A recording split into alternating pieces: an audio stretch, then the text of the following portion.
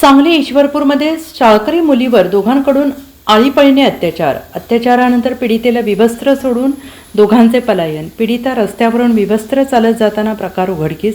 सराईत गुन्हेगारासह दोघांना तात्काळ अटक. सांगलीच्या ईश्वरपूर येथे 8वीमध्ये शिक्षण घेणाऱ्या शाळकरी मुलीवर दोघांनी आळीपाळीने अत्याचार केल्याची धक्कादायक घटना घडली आहे. या प्रकरणी ईश्वरपूर पोलिसांनी सराईत गुन्हेगार ऋतिक दिनकर महापुरे आणि आशिष जयवंत खांबे या दोघांना अटक केली. त्यांच्यावर पोक्सो अंतर्गत गुन्हा दाखल करण्यात आलेला आहे. पीडिता ही ईश्वरपूर येथील एका शाळेत 8वीमध्ये शिक्षण घेते. पीडिता आई समवेत ईश्वरपूरमध्ये राहत आहे. मंगळवारी रात्री 8:30 वाजण्याच्या सुमारास ऋतिक महापुरे यांनी पीडितेला फोन करून ईश्वरपूरमधील शिराळा नाक्यावर बोलावून घेतले.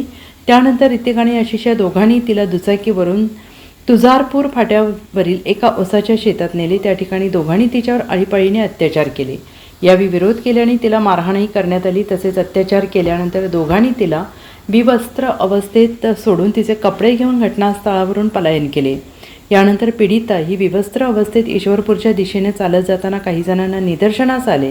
त्यांनी तिला तातडीने कपडे दिले. याबाबत ईश्वरपूर पोलिसांना कल्पना दिली. पोलिसांनी पीडितेला ताब्यात घेतले. तिच्याकडे चौकशी केली असता तिने घडलेला प्रकार सांगतात हा अत्याचाराचा धक्कादायक प्रकार समोर आला आहे.